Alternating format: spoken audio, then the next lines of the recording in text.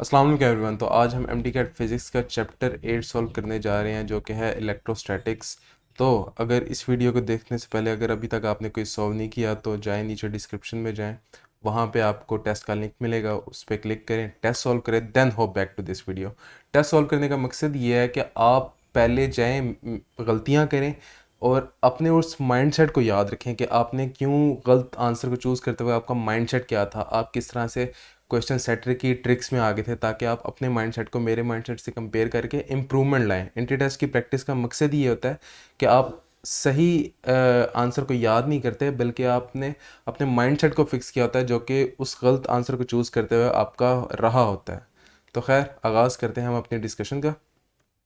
पहला क्वेश्चन हमारे पास, if a particle of charge 10 raise to power negative 12 coulomb moves along x direction with a velocity 10 raised to power 5 meter per second experience a force of 10 raised to power negative 10 Newton in y direction, यानी कि y axis की direction में जो है हमारे पास velocity है और जो चार्ज है वो मूव कर रहा है अलोंग दी x एक्सिस। ठीक हो गया। The minimum magnetic field is, तो वो कह रहे हैं कि मिनिमम मैग्नेटिक फील्ड क्या होगी हमारे पास। तो हमने उसको मिनिमम मैग्नेटिक फील्ड बतानी है। फोर्स का हमारे पास फार्मूला क्या होता है इलेक्ट्रोमैग्नेटिज्म में, तो फोर्स हमारे पास इक्वल होती है चार्ज इनटू वेलोसिटी और मैग्नेटिक फील्ड का क्रॉस प्रोडक्ट। ठीक हो गया। तो हमारे पास ये होता है Q V B sine of alpha. तो मैक्सिमम के केस में जो एल्फ़ा है हमारे पास वो 90 हो गया, यानी कि वेलोसिटी और मैग्नेटिक फील्ड में 90 का एंगल है, तो ये फैक्टर हमारे पास 1 हो जाएगा। ठीक हो गया। तो हमारे पास पीछे क्या बचता है, क्यू वी बी। ठीक है। हमारे पास फोर्स भी है, हमने मैग्नेटिक फील्ड निकाल दिया है, तो हम इक्वेशन को रीअरेंज करेंगे मैग्नेटिक फील्ड के लिए, तो वो हो जाएगी F divide by Q we.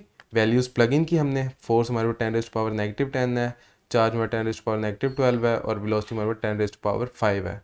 अब सिंपली हम सॉल्व करेंगे इसको। 10 रेज़ टू पावर नेगेटिव 10 वैसे का वैसे ही आएगा, 12 नीचे नेगेटिव था ऊपर जाके पॉजिटिव हो जाएगा, 5 नीचे नेगेटिव पॉजिटिव था ऊपर जाके नेगेटिव हो जाएगा। तो अब इन तीनों पावर्स को ऐड करेंगे तो हमारे पास क्या आ जाएगा, 10 raise to power negative 3 tesla. ठीक है, हमारे पास मैग्नीट्यूड तो आ गया। अब हमारे पास यहाँ पे दो ऑप्शन हैं, एक सी है और एक डी है, लेकिन एक में वो कह रहा है कि पॉजिटिव वाई डायरेक्शन और एक में कह रहा है नेगेटिव वाई डायरेक्शन। तो हमें डायरेक्शन का भी पता होना चाहिए। तो डायरेक्शन अब हम कैसे निकालेंगे, तो हमें राइट हैंड रूल पता है। अच्छा, राइट हैंड रूल जो होता है वो पॉजिटिव चार्ज के लिए वो करता है, ना कि नेगेटिव चार्ज यानी कि इलेक्ट्रॉन के लिए नहीं होता, पॉजिटिव चार्ज के लिए होता है। तो हमारे पास भी यहाँ पे पॉजिटिव चार्ज ही था। ठीक है। तो हम उस पर राइट हैंड रूल अगर लगाएं, हमारे पास वेलोसिटी एक्स डायरेक्शन में है, फोर्स हमारे पास वाई डायरेक्शन में है, तो जब हम राइट हैंड रूल लगाएंगे तो हमारे पास जो मैग्नेटिक फील्ड होगी वो इन टू द प्लेन होगी। ठीक हो गया। तो हमारे पास इन टू द प्लेन कौन सा एक्सिस बनता है, नेगेटिव जेड एक्सिस। तो हमारे पास यहाँ पे डेल्टा जो है वो करेक्ट ऑप्शन है।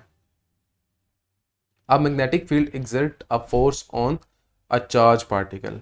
तो मैग्नेटिक फील्ड एक चार्ज पार्टिकल पे फोर्स लगाती है, ऑलवेज, क्या हमेशा लगाती है?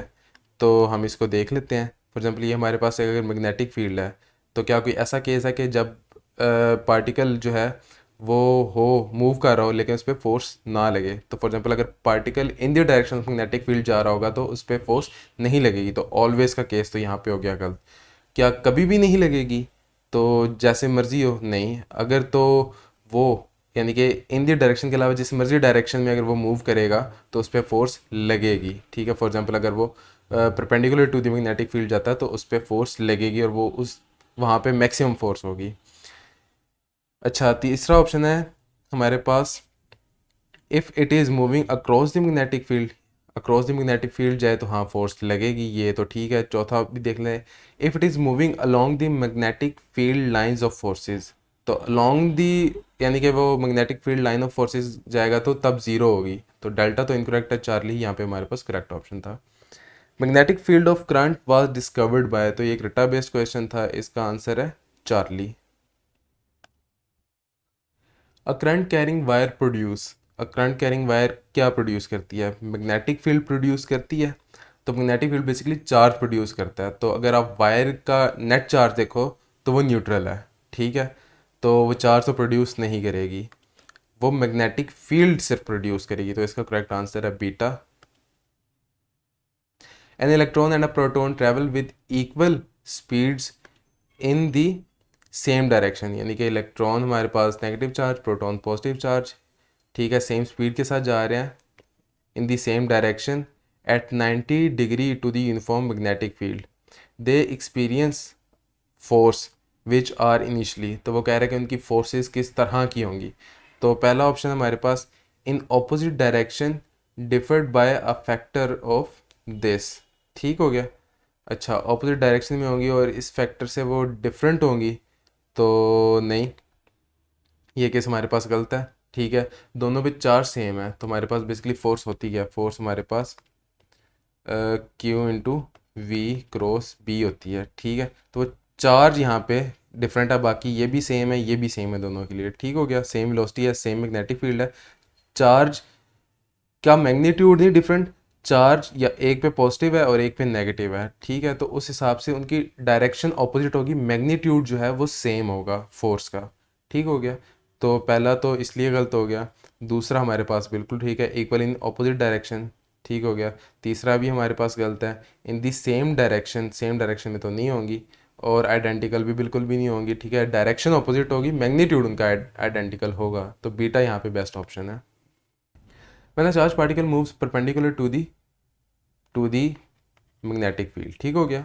तो क्या होता है, तो जब वो particle perpendicular to magnetic field होगा तो क्या उसकी स्पीड जो है वो चेंज होगी, नहीं होगी, तो ये ऑप्शन गलत है। The direction of the particle remain unchanged, तो क्या उसकी डायरेक्शन चेंज नहीं होगी, तो इसका जवाब है उसकी डायरेक्शन चेंज होगी। डायरेक्शन से क्या मुराद है, फॉर एग्जांपल ये मैग्नेटिक फील्ड है हमारे पास अगर, ठीक है, और ये पार्टिकल इस तरह से मूव कर रहा है, तो इस पे जो फोर्स लगी है वो आउटवर्ड्स टू दी प्लेन होगी, ठीक हो गया। तो वो इसकी सिर्फ डायरेक्शन को चेंज करेगी, इसका मैग्नीट्यूड नहीं चेंज करेगी। तो डायरेक्शन वो कह रहे कि चेंज नहीं होगी, तो डायरेक्शन चेंज होगी, ये गलत है। यहाँ पे करेक्ट आंसर बनता है हमारे पास speed of the particle remain unchanged, speed change नहीं होगी, डायरेक्शन चेंज होगी। तो the acceleration of the particle remain unchanged, तो ये भी गलत ऑप्शन है। तो चार्ली यहाँ पे हमारे पास बेस्ट ऑप्शन था।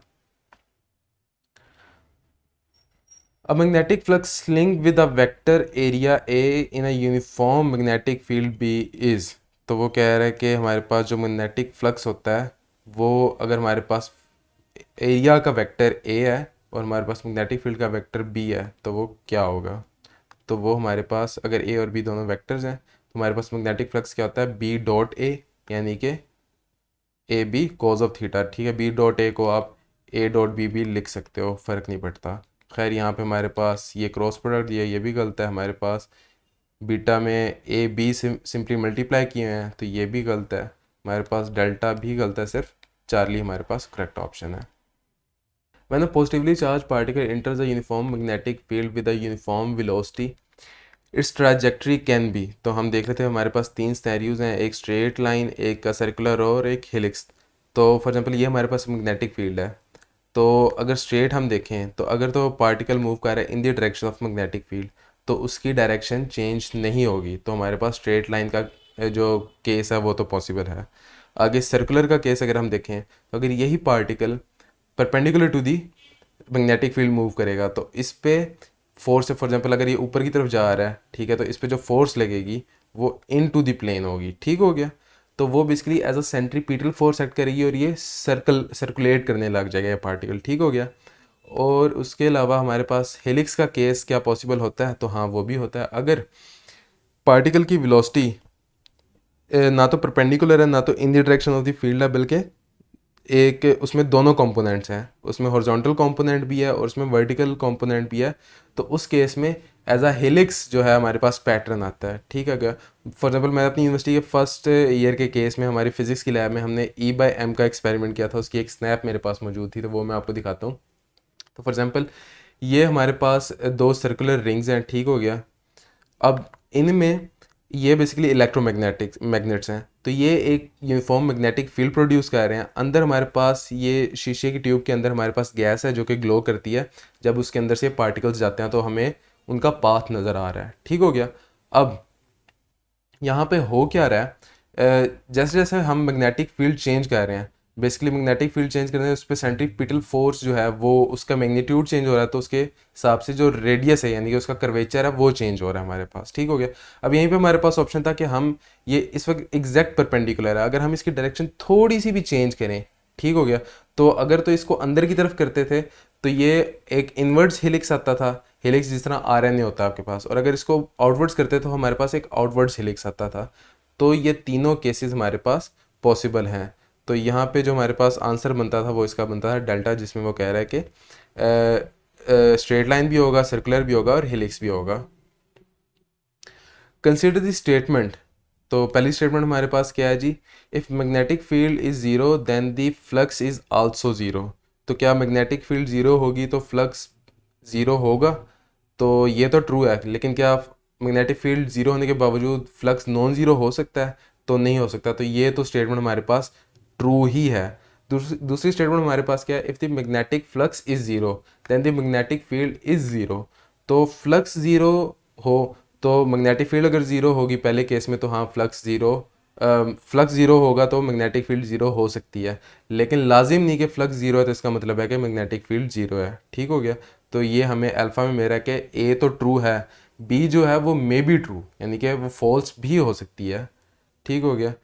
जो हमारे पास बीटा है वो तो उसमें वो पहली स्टेटमेंट को मे बी ट्रू कह रहा था, वो इसलिए गलत है, और हमारे पास चार्ली भी गलत है, उसमें वो दोनों को ही ट्रू कह रहा है। बेसिकली जो सेकंड स्टेटमेंट है वो इट कुड बी फॉल्स। ठीक हो गया। और डेल्टा में हमारे पास वो कह रहा है कि आर फॉल्स, तो वो तो कभी हो ही नहीं सकता, तो ऐसा भी नहीं है, वो ज़ीरो भी हो सकता है। मैग्नेटिक फील्ड जो है ज़ीरो होगी तो फ्लक्स ज़ीरो हो सकता है।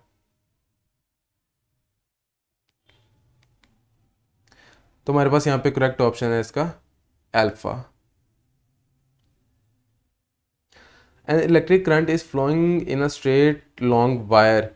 The magnetic field due to this current at a distance of 5 centimeter from the wire is 10 gauges. The magnetic field at a distance of 10 centimeter from the wire is, अब ये basically जो मैं जहाँ से MCQ source कर रहा हूँ इस वक्त, वो एक बड़ी रेप्यूटेबल एकेडमी कह लो है। ठीक है। तो बेसिकली लेकिन जो उन्होंने ये एमसीक्यू दिया था ये बेसिकली आपके कह लो कि आउट ऑफ द कोर्स है। एक रिलेशन होता है, उस रिलेशन के मुताबिक जो मैग्नेटिक फील्ड की स्ट्रेंथ है वो इन्वर्सली प्रोपोर्शनल होती है आपके पास आर के। ठीक है। आर कह लो या डिस्टेंस कह लो। ठीक हो गया। तो या तो आप ये रिलेशन याद कर लो, लेकिन ये रिलेशन आपकी बुक में कहीं पे भी मेंशन नहीं है, तो इसका करेक्ट आंसर है beta. The unit of magnetic flux is equals to. तो यूनिट ऑफ मैग्नेटिक फ्लक्स किस चीज़ के इक्वल है हमारे पास, वो हमारे पास वेबर के इक्वल होता है। ये एक रटा बेस कह लो कि क्वेश्चन था। उसके बाद मैग्नेटिज्म इज़ रिलेटेड टू। तो मैग्नेटिज्म किस चीज़ से रिलेट कर रही होती है, कि वो स्टेशनरी चार्ज के लिए मैग्नेटिज्म होती है। इलेक्ट्रोमैग्नेटिज्म हमें बताया कि वो मूविंग चार्ज के लिए ही होती है। तो अल्फा तो गलत है, बीटा यहाँ पे करेक्ट ऑप्शन था हमारे पास। In the case of straight conductor the magnetic lines of forces are. तो अगर हमारे पास स्ट्रेट कंडक्टर है तो मैग्नेटिक फील्ड ऑफ लाइंस क्या होंगी, सर्कुलर होंगी। यानी फॉर एग्जांपल ये वायर है, तो इसमें अगर करंट मूव कर रहा है इस डायरेक्शन में, तो इस पे जो मैग्नेटिक फील्ड लाइंस होंगी वो कुछ इस तरह से होंगी, सर्कुलर होंगी। सो हमसे पूछ रहा है कि ये किस चीज़ के इक्वल है, तो ये बेसिकली टेस्ला है। ठीक है, 1 टेस्ला, और 1 टेस्ला इक्वल होता है 10⁻⁴ गॉसेस के इक्वल। तो यहाँ पे हमारे पास अल्फा करेक्ट ऑप्शन है। The branch of physics which deal with the magnetic effect of current, electric current is known as. तो वो हमारे पास क्या होती है, Charlie, electromagnetism. The total number of magnetic lines of forces passing through a certain area perpendicular to the magnetic field is called। तो basically ये exact definition है किस चीज़ की, मैग्नेटिक फ्लक्स की। तो अल्फा इसका करेक्ट ऑप्शन है यहाँ पे।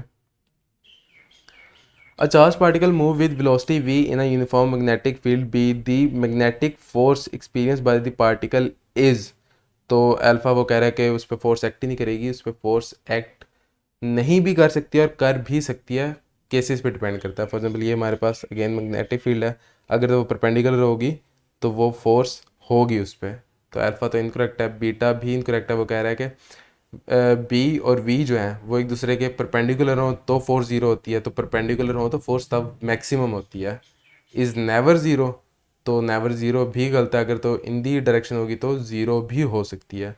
तो डेल्टा हमारे पास यहाँ पे करेक्ट ऑप्शन है। डेल्टा में वो कहता है कि zero if B and V are parallel, तो बेसिकली वी एंड बी इसी के केस में पैरेलल हैं तो ज़ीरो है, तो डेल्टा यहाँ पे एक वाहिद करेक्ट ऑप्शन है। A road AB moves parallel to the x-axis in a uniform magnetic field. The A end of the roads get, तो वो कह रहा है कि जो रोड है वो x की डायरेक्शन में उसको मूव किया जा रहा है और मैग्नेटिक फील्ड हमारे पास डॉट्स यानी कि आउट ऑफ द प्लेन है। तो वो कह रहा है कि A पे क्या होगा, पॉजिटिवली चार्ज, बेसिकली वो चार्ज पूछ रहा है A पे क्या होगा। तो अगर हम यहाँ पे राइट हैंड रूल लगाएं तो हमारे पास जो फ्लो ऑफ करंट होगा वो हमारे पास क्या होगा, थंब हमारे इस डायरेक्शन में, मैग्नेटिक फील्ड, तो हमारे पास करंट जो है वो इस डायरेक्शन में होगा। ठीक हो गया। तो करंट यहाँ पे बेसिकली हम कह रहे हैं कि पॉजिटिव चार्जेस जो हैं वो इस डायरेक्शन में मूव कर रहे हैं, तो जब ए से पॉजिटिव चार्ज आया तो ए पे नेगेटिव चार्ज आ जाएगा। तो इसका करेक्ट आंसर हमारे पास यहाँ पे चार्ली बनता था। ठीक हो गया। A uniform electric field and uniform magnetic field are produced pointed in the same direction. ठीक हो गया। इलेक्ट्रिक और मैग्नेटिक फील्ड दोनों सेम डायरेक्शन में, यानी electron is projected with its velocity pointed in the same direction. तो देख लेते हैं कि केस क्या है। इलेक्ट्रॉन है हमारे पास, खैर ये हमारे पास मैग्नेटिक फील्ड है और जो इलेक्ट्रिक फील्ड है वो भी इसी डायरेक्शन में, यानी कि पॉजिटिव प्लेट इस तरफ, नेगेटिव प्लेट इस तरफ। ठीक हो गया। तो जब हमारे पास एक नेगेटिव चार्ज जो है वो इसकी डायरेक्शन में मूव करेगा तो मैग्नेटिक फील्ड तो उस पर कोई फोर्स एक्ट नहीं करेगी, क्योंकि जो मोशन है वो in the direction of magnetic field है। अलबत्ता इलेक्ट्रिक फील्ड उस पर ज़रूर फोर्स एक्ट करेगी, क्योंकि वो टुवर्ड्स दी नेगेटिव प्लेट जा रहा है तो वो उसको ऑपोजिट डायरेक्शन में पुश करेगी। ठीक हो गया। तो अगर ऑपोजिट डायरेक्शन में पुश करेगी तो इसका मतलब है कि उसकी जो वेलोसिटी है वो कम होगी, डायरेक्शन में अलबत्ता कोई चेंज नहीं होगा। तो electron will turn to right, नहीं उसकी डायरेक्शन में वो कह रहा है चेंज होगा, तो नहीं, ये दोनों ऑप्शंस गलत हैं। तो electron will increase its magnitude, velocity उसकी इंक्रीज होगी, तो नहीं, नेगेटिव प्लेट की तरफ जा रहा है तो उसकी वेलोसिटी इंक्रीज नहीं डिक्रीज करेगी, तो डेल्टा यहाँ पे हमारे पास करेक्ट ऑप्शन है। When a charged particle remain undeflected through a region of space, then the possibility about the magnetic field in that region are, तो वो कह रहा है कि डिफ्लेक्ट यानी कि उसकी डायरेक्शन चेंज नहीं हो रही, तो क्या क्या पॉसिबिलिटीज़ हो सकती है। ए में वो हमें कह रहा है कि उसका मैग्नीट्यूड जो है मैग्नेटिक फील्ड का वो ज़ीरो है, तो हाँ ये बात दुरुस्त है कि अगर मैग्नेटिक फील्ड का मैग्नीट्यूड ही ज़ीरो होगा तो डिफ्लेक्ट ही नहीं होगा। दूसरा केस हम देखते हैं बाद में, हम तीसरा केस देखते हैं। तीसरा केस कह रहा है कि थीटा यानी कि जो उसका मोशन है वो या तो 0 डिग्री हो या 180 डिग्री, यानी कि इन द डायरेक्शन हो या opposite to the direction of the magnetic field lines हो, तो भी वो अनडिफ्लेक्टेड होगा। तो हाँ ये बात भी दुरुस्त है। तो हमें दो ऑप्शन दुरुस्त मिल गए, या तो यहाँ पे इन, अब हमें कोई ऐसा ऑप्शन चाहिए जो कह रहा है कि ये दोनों दुरुस्त हैं, तो वो हमें डेल्टा में मिल रहा है, तो डेल्टा यहाँ पे करेक्ट ऑप्शन है। अब देखो इस तरह की, फॉर एग्जाम्पल अगर आपको ये वाला जो चॉइस है वो समझ नहीं आ रही तो आप अगली चॉइस देखो, ठीक है, और उसके बाद आप इस तरह आंसर को अप्रोच कर भी सकते हो अगर आपको कोई चीज़ सही से समझ नहीं है। खैर हम बी को भी वेरीफाई कर लेते हैं। बी वो इस तरह से कह रहा है कि ये हमारे पास फॉर एग्जांपल दो इलेक्ट्रिक प्लेट्स हैं, ठीक है। अब ये बेसिकली 3D थोड़ी सी मैं डायग्राम बनाने की कोशिश कर रहा हूँ। ये पॉजिटिवली चार्ज प्लेट है, ये नेगेटिवली चार्ज प्लेट है, और इलेक्ट्रॉन इसके एक चार्ज पार्टिकल बेसिकली इसके बीच से गुजरा है। यहाँ पे हम प्रोटॉन ले रहे हैं हमारे केस में। तो इस पे जो force due to electric field लगेगी वो क्या लगेगी, टुवर्ड्स नेगेटिव प्लेट लगेगी, यानी कि इस डायरेक्शन में होगी। और अगर नीचे से हम मैग्नेटिक फील्ड लगाएं, ठीक है, और हम इस पे राइट हैंड रूल लगाएं तो इस पे जो मैग्नेटिक फोर्स लगेगी वो इस डायरेक्शन में लगेगी। तो अगर इन दोनों का मैग्नीट्यूड इक्वल हो तो ये पार्टिकल बगैर डिफ्लेक्शन के इस प्लेट या इस रीजन से पास थ्रू कर जाएगा। तो बीटा इस तरह से, बीटा भी करेक्ट है। A particle of mass m and charge q moving with a velocity v describe a circular path of radius r when subjected to a uniform transfer magnetic field of induction b. The work done by the field when the particle completes one circular circle is. तो खैर charge उसने दिया हमें, उसने हमें mess दिया, velocity उसने particle की दी हुई है, और वो कह रहा है कि सर्कुलर पाथ रेडियस आर है। ठीक हो गया। अब हमें कह रहा है कि वर्क डन बताओ, ठीक है, उसने बड़ा डिटेल में बड़ा लंबा चौड़ा MCQ दिया है, ठीक है, लेकिन वो कह रहा है कि वर्क डन बताओ। वर्क डन किसी भी चीज़ का क्या होता है, वो बेसिकली फोर्स इनटू डिस्प्लेसमेंट होती है, ठीक है। तो एक सर्कल के केस में, सर्कुलर पाथ के केस में हमारे पास डिस्प्लेसमेंट ज़ीरो होगी, तो इसका मतलब है वर्क ज़ीरो है, तो यहाँ पे चार्ली इसका करेक्ट ऑप्शन है। अब the magnetic flux will be maximum if, तो मैग्नेटिक फ्लक्स मैक्सिमम कब होगा, तो field lines described along the normal, तो अलोंग द नॉर्मल अगर हो, नॉर्मल टू द एरिया की बात हो रही है, तो नॉर्मल टू द एरिया क्या होता है, ये वेक्टर होता है, तो अगर फील्ड लाइंस इसके डायरेक्शन में तो मैक्सिमम होगा, तो हाँ इस तब मैक्सिमम होगा। Field is directed along the parallel to the area, अब यहाँ पे पैरेलल टू दी एरिया की बात हुई, यानी कि एरिया जिस डायरेक्शन में है उसी के पैरेलल जो है हमारे पास मैग्नेटिक फील्ड लाइंस है, तो तब मैक्सिमम होगा, तो नहीं, तब मैक्सिमम नहीं होगा। तीसरे केस में वो हमें कह रहा है the vector area is parallel to the field, ठीक हो गया। तो यानी कि पैरेलल, यानी कि बेसिकली ए वाला ही केस, वेक्टर एरिया बेसिकली ये नॉर्मल ही होता है, और ये और फील्ड जो है वो पैरेलल हैं, तो ये पहले वाला ही केस आ गया, तो यहाँ पे डेल्टा हमारे पास करेक्ट ऑप्शन है, both A and C. Which one of the following is the unit of magnetic flux density, तो मैग्नेटिक फ्लक्स डेंसिटी का यूनिट क्या है हमारे पास, तो वो हमारे पास टेस्ला होता है, ठीक हो गया। और उसके बाद बाकी जो यूनिट्स हैं हमारे पास, जो वेबर है वो मैग्नेटिक फ्लक्स का यूनिट होता है, और हेनरी जो है वो हमारे पास इंडक्शन का यूनिट होता है, ये आगे चल के हम एक चैप्टर में पढ़ेंगे। और डेल्टा हमारे पास टेस्ला हो सकता था अगर हमारे पास में थोड़ी सी चेंजिंग कर देते कि m⁻⁻2 होता, तो ये भी टेस्ला ही था। तो खैर यहाँ पे उसने इनकरेक्ट दिया, तो यहाँ पे बीटा बेस्ट ऑप्शन है। The uniform magnetic field is, तो यूनिफॉर्म मैग्नेटिक फील्ड कब होती है, जब जो मैग्नेटिक फील्ड लाइंस हैं वो अगर एक दूसरे के बिल्कुल पैरेलल हों और वो अपना डिस्टेंस भी चेंज ना करें। फॉर एग्जांपल ये हमारे पास एक यूनिफॉर्म मैग्नेटिक फील्ड है, लेकिन अगर हमारे पास कुछ इस तरह का केस है तो ये नॉन यूनिफॉर्म है, तो हमारे पास यूनिफॉर्म कब होगी, वो हमें बीटा में मिल रहा है कि in which all the magnetic field lines of forces are parallel and equidistant, तो बीटा यहाँ पे करेक्ट ऑप्शन है। The uniform magnetic field will cause a charge to move in a circle if the charge is moving, तो वो कह रहा है कि सर्कल में कब मूव करेगा, तो हमने पीछे केस में डिस्कस किया था कि सर्कल और हेलिक्स और स्ट्रेट लाइन के केसेस कब होते हैं, तो वो बेसिकली तभी होते हैं जब पार्टिकल जो है वो perpendicular to the magnetic field move कर रहा हो, ठीक हो गया। तो वो हमारे पास परपेंडिकुलर टू, हमें वो अल्फा में मेरा के perpendicular to the magnetic field and the field strength is constant, यानी कि यूनिफॉर्म भी होनी चाहिए हमारे पास magnetic field. The magnetic flux through a wire loop in magnetic field does not depend upon, तो किस चीज़ पे डिपेंड नहीं करती, एरिया ऑफ द लूप पे डिपेंड करती है, the strength of the magnetic field उस पर डिपेंड करती है, शेप उसकी जो मर्जी हो, हमें एरिया से कर सकता है, तो शेप पे डिपेंड नहीं करती, angle between the plane and the loop उस पर डिपेंड करती है, तो चार्ली यहाँ पे करेक्ट ऑप्शन था। Two long straight wires are set parallel to each other. Each carries a current I in the same direction and separated by a distance of 2r. The strength of the magnetic field midway between them. तो वो कह रहे हैं कि दोनों में current जो है वो सेम डायरेक्शन में मूव कर रहा है, तो P पे मैग्नेटिक फील्ड बताओ। फॉर एग्जांपल ये वायर आ, इसमें मैग्नेटिक फील्ड इस तरह से होगी, ठीक है, और सेम इसमें भी उसी डायरेक्शन में मैग्नेटिक फील्ड होगी, क्योंकि दोनों में डायरेक्शन ऑफ करंट सेम है। तो अगर हम इसको टॉप व्यू देखें अगर, तो एक तरफ से मैग्नेटिक फील्ड लाइंस इस तरह से आ रही, दूसरे तरफ से इस तरह से आ रही, तो मिड पॉइंट पे दोनों की स्ट्रेंथ इक्वल होगी, लेकिन अपोजिट डायरेक्शन होगी, तो नेट जो हमारे पास मैग्नेटिक फील्ड वो ज़ीरो हो जाएगी। तो यहाँ पे इसका करेक्ट आंसर बनता है Charlie. An electron and a proton enters a magnetic field perpendicular, both have the same kinetic energy, दोनों की kinetic energy सेम है, which one of the following is true, तो कौन सी स्टेटमेंट ट्रू है। अब ये एमसीक्यू जितना सिंपल लग रहा है उतना सिंपल है नहीं, ठीक है।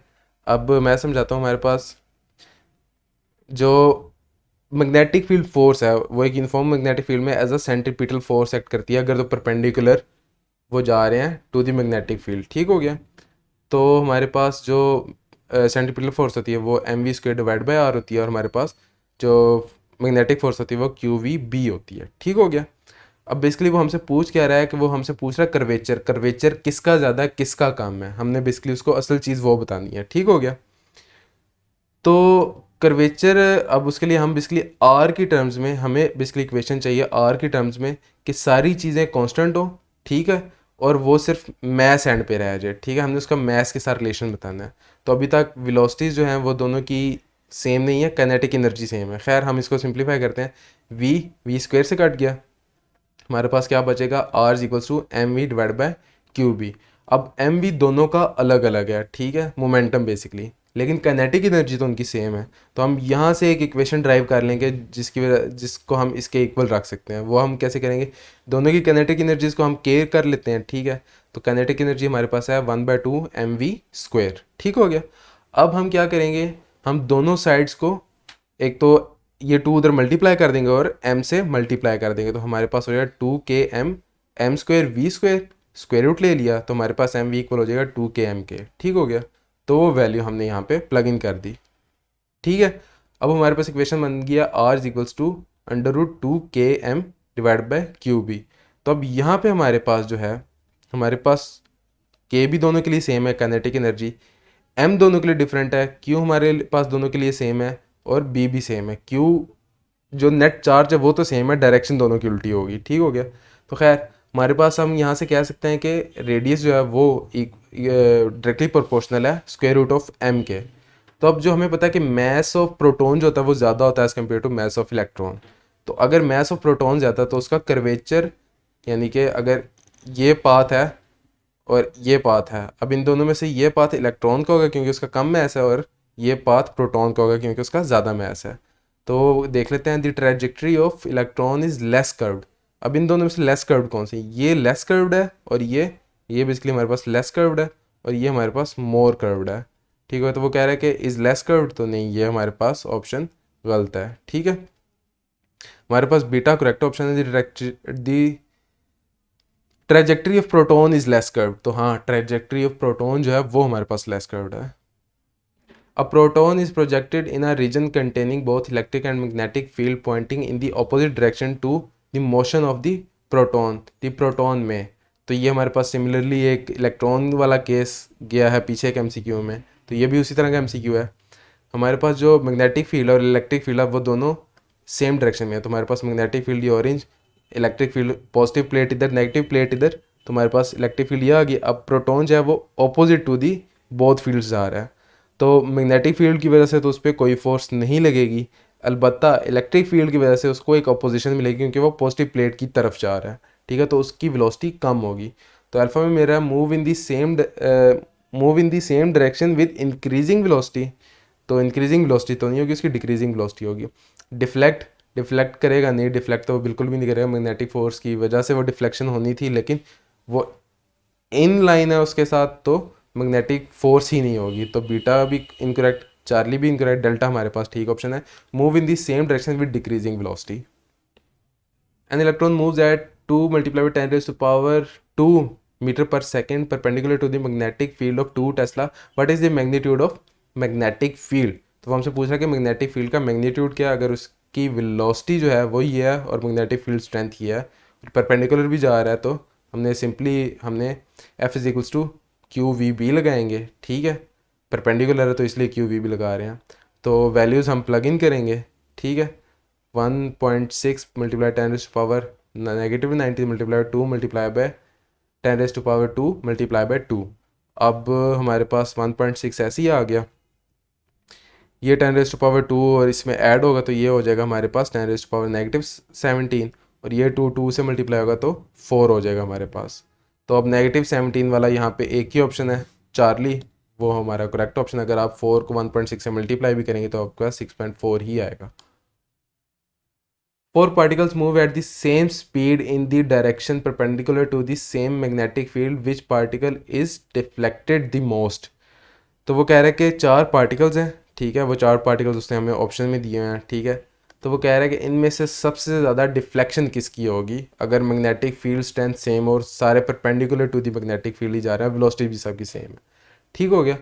तो हमने पीछे एक रिलेशन जो है वो डिराइव किया था, उस रिलेशन में हमने क्या निकाला था, जो कर्वेचर है वो बेसिकली ये, अगर कर्वेचर है तो जो सबसे ज़्यादा कर्व है, ठीक है, ये मोर कर्व्ड है और ये, ठीक है, लीस्ट कर्व्ड है, ठीक है। तो ये मोस्ट कर्व्ड है, ये लीस्ट कर्व्ड है। तो वो हमसे पूछ रहा है कि डिफ्लेक्टेड मोस्ट यानी कि अंदर वाला रीजन, यानी कि सबसे कम रेडियस किसका होगा। हमें पता है कि रेडियस डायरेक्टली प्रोपोर्शनल होता है मैस के। पिछले केस में हमने radius directly proportional to the square root of mass किया था, उसमें हमने कहा था कि काइनेटिक एनर्जी कांस्टेंट है, ठीक ठीक है, यहाँ पे काइनेटिक एनर्जी कांस्टेंट नहीं, यहाँ पे उसने कहा है कि वेलोसिटी सेम है। तो अगर वेलोसिटी सेम है तो R directly proportional to the M होगा। ठीक है, तो हमारे पास सबसे ज़्यादा मैस जो है वो, सबसे कम मैस किसका है, वो हमारे पास इलेक्ट्रॉन का है। तो यहाँ पे हमारे पास बीटा जो है वो मोस्ट डिफ्लेक्टेड होगा। A proton enter a magnetic field of strength B with a velocity v and parallel to the direction of the magnetic field lines, the force on the proton is। तो basically उसने हमें क्या है कि b strength है, velocity v है, और वो parallel to the magnetic field जा रहा है। ठीक हो गया, तो parallel to the magnetic field का मतलब है कि थीटा हमारे पास ज़ीरो है और साइन ज़ीरो हमारे पास ज़ीरो होता है। ठीक है, तो हमारे पास बेसिकली फोर्स ज़ीरो होगी, तो इसका करेक्ट ऑप्शन है beta. A charged particle moving in a magnetic field experience a force given by। तो बेसिकली वो फोर्स का फार्मूला पूछ रहा है।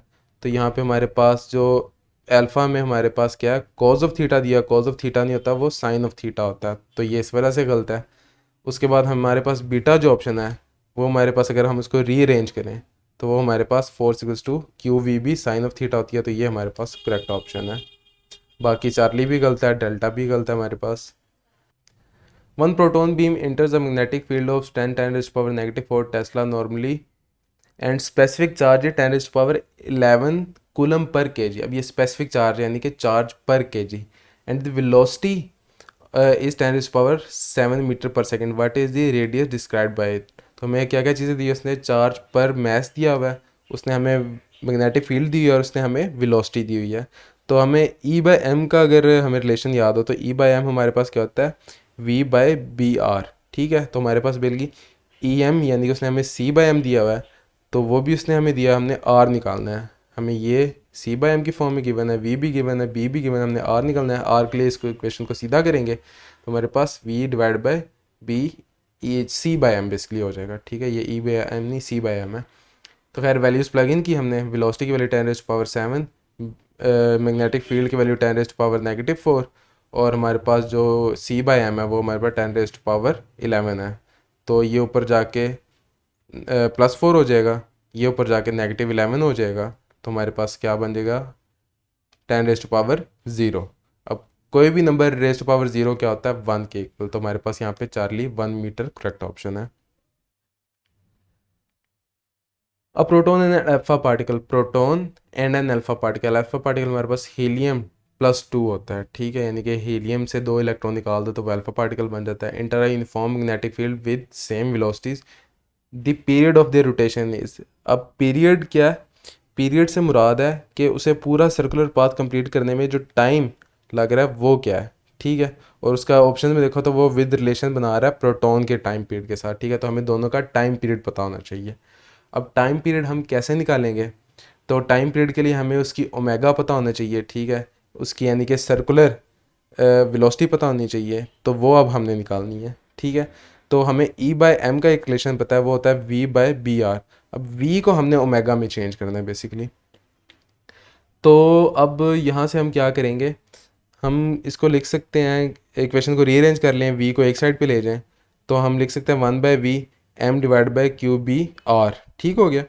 अब वी को मैं क्या लिख सकता हूँ, वी बेसिकली एवरेज स्पीड ले लो, इसको वेलोसिटी की टर्म्स में ना लो। तो पूरा सर्कुलर पाथ उसे कंप्लीट करने में यानी कि 2 पाई आर कंप्लीट करने में जितना टाइम लग रहा है, ये टाइम ही तो असल में हमने निकालना है। ठीक है, तो हम वी को उससे रिप्लेस कर सकते हैं, तो हमने उसे रिप्लेस कर दिया उसको। ठीक है, इक्वेशन को हमने थोड़ा सीधा कर लिया, t/2 पाई आर इक्वल हो जाएगा m divide by Q V R के, आर आर से कैंसिल हो जाएगा। ठीक है, दोनों साइडों पे हमारे पास t क्या हो जाएगा 2 pi m divide by Q B.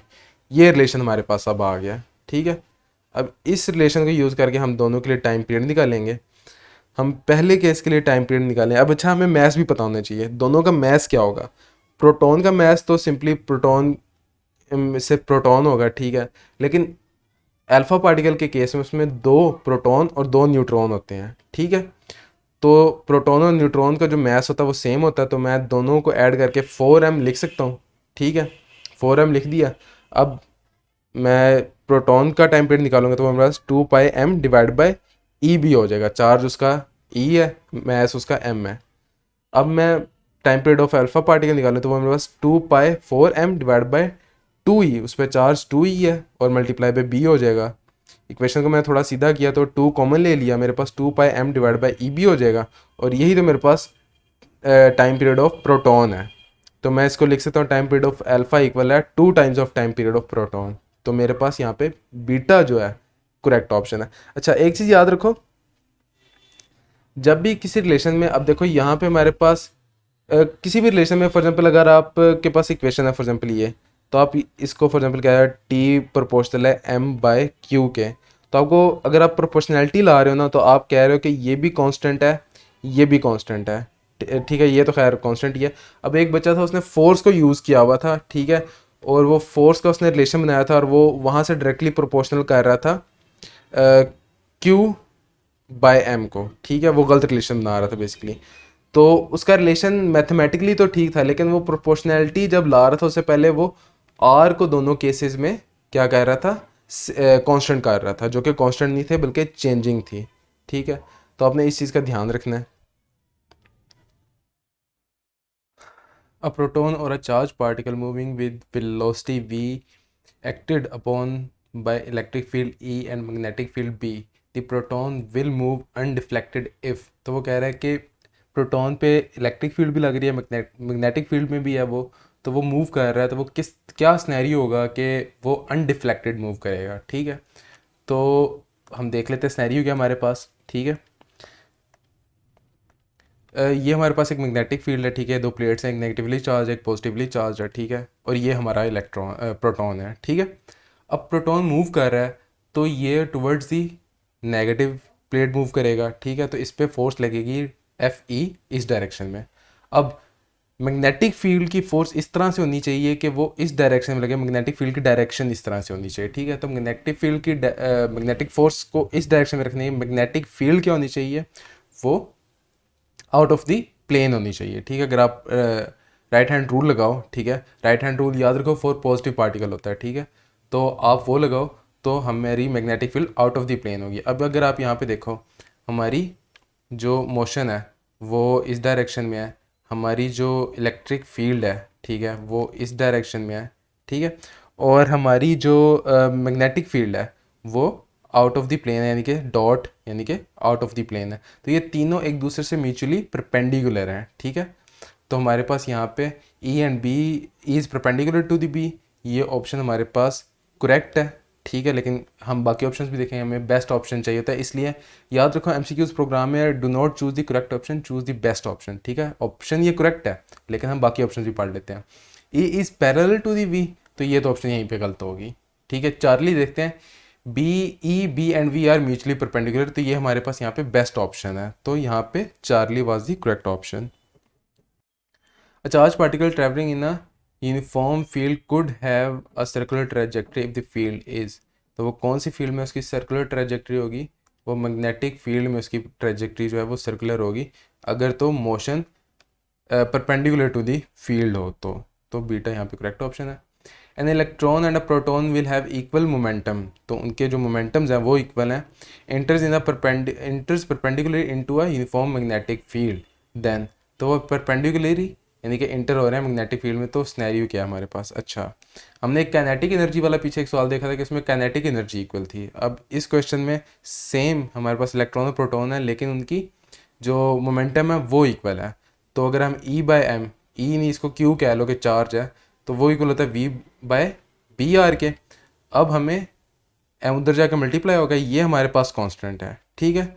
और दूसरी चीज़ हमारे पास बी भी कांस्टेंट है, ठीक है। हमारे पास चार्ज एक के लिए पॉजिटिव है एक के लिए नेगेटिव है, तो इसका मतलब है कि उनकी जो है डायरेक्शन वो उल्टी होगी, मैग्नीट्यूड सेम होगा। तो the circular path of proton could be more curved, तो दोनों का कर्वेचर जो है वो सेम होगा। द सर्कुलर पाथ ऑफ जो है proton shall be less than that of the electron, नहीं ये भी इनकरेक्ट है, बोथ विल हैव हमारे पास इक्वली कर्व्ड होंगे, ठीक है। तो ये हमारे पास चार्ली करेक्ट ऑप्शन था। Thank you so much for watching, see you guys in the next lecture, और if you haven't subscribe the channel kindly subscribe it. खुदा हाफिज़।